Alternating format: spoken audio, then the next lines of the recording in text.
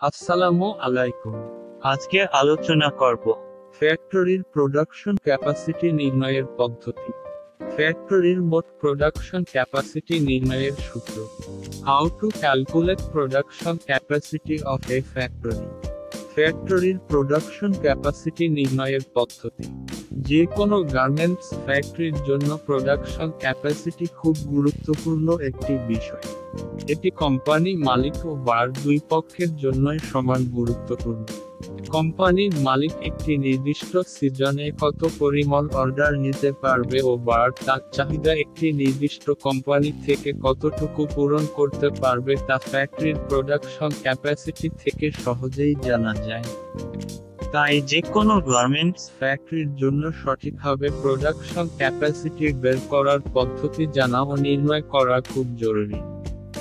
নিচে গার্মেন্টসের এই সম্পর্কে বিস্তারিত আলোচনা করা হলো।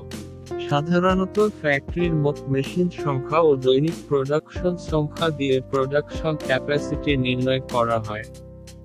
এক্ষেত্রে ফ্যাক্টরির মোট মেশিন সংখ্যা প্রায় সবসময়ই সমান থাকে, কিন্তু স্টাইল ও প্রোডাক্ট ক্যাটাগরি অনুযায়ী ডেইলি প্রোডাকশন কিছুটা কম বেশি হয়। সেক্ষেত্রে যদি ফ্যাক্টরির মোট অ্যাভেলেবল টাইম ও স্টাইল অনুযায়ী স্ট্যান্ডার্ড অর্ডার মিনিং থেকে প্রোডাকশন ক্যাপাসিটি বের করা হয় তাহলে ক্যাপাসিটি অনেক নির্ভুল হয়। Calculate production capacity of A factory. Production capacity নির্ণয়ের জন্য প্রয়োজনীয় তথ্যসমূহ: 1. Factory is total capacity in hour. 2.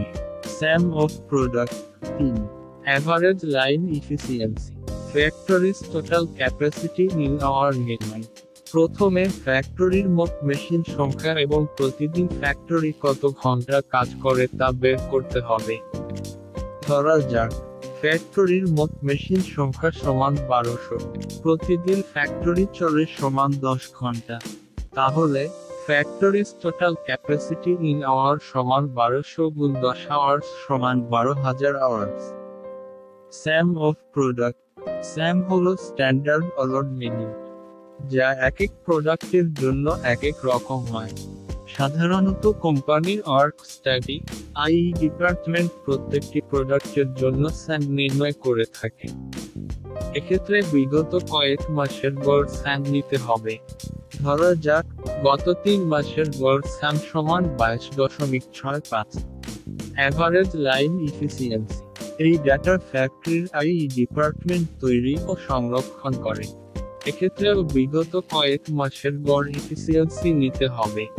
ধরা যাক গত 3 মাসের গড় ইফিসিয়েন্সি সমান 41%। ফ্যাক্টরির মোট প্রোডাকশন ক্যাপাসিটি নির্ণয়। ফ্যাক্টরির মোট প্রোডাকশন ক্যাপাসিটি নির্ণয়ের সূত্রটি হল factory's total capacity in pieces সমান factory's total capacity in hour গুণ 7 ভাগ সাম অফ প্রোডাক্ট গুণ অ্যাভারেজ লাইন ইফিসিয়েন্সি।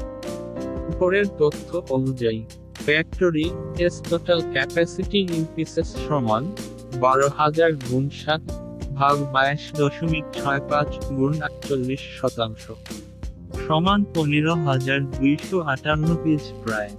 প্রশ্ন: একটি গার্মেন্টস ফ্যাক্টরিতে মোট 15টি লাইন আছে। প্রত্যেক লাইনে 48টি করে মেশিন আছে। যদি প্রতিদিন ফ্যাক্টরি 10 ঘন্টা করে চলে, প্রত্যেক লাইনে 20 স্যামের গার্মেন্টস প্রোডাকশন হয় এবং 15 লাইনের গড় ইফিসিয়েন্সি 55% হয়, তাহলে ওই ফ্যাক্টরির দৈনিক ক্যাপাসিটি কত? দেওয়া আছে। ফ্যাক্টরির মোট লাইন সমান 15, প্রত্যেক লাইনের মেশিন সংখ্যা সমান 48 এবং দৈনিক ফ্যাক্টরি চলে সমান 10 ঘন্টা করে। তাহলে factories total capacity in hour সমান 15 গুণ 48 গুণ 10 আওয়ার্স সমান 7,200 আওয়ার্স। আরও দেওয়া আছে 15 লাইনের গড় স্যাম সমান 20 এবং গড় ইফিসিয়েন্সি সমান 55%। তাহলে সূত্রানুযায়ী factory's total capacity in pieces সমান factory's total capacity in hour গুণ 7 ভাগ সাম অফ প্রোডাক্ট গুণ অ্যাভারেজ লাইন ইফিসিয়েন্সি সমান 7,200 গুণ 7 ভাগ 20 গুণ 55%। সমান 11,880 পিসেস। আশা করি ফ্যাক্টরির প্রোডাকশন ক্যাপাসিটি নির্ণয়ের পদ্ধতি সম্বন্ধে স্পষ্ট একটি ধারণা পেয়েছে। যদি কোনো কিছু বুঝতে অসুবিধা হয় বা কোনো কিছু জানার থাকে তবে কমেন্ট করে জানাতে পারেন। সবাই ভালো থাকবেন, সুস্থ থাকবেন। আল্লাহ হাফেজ।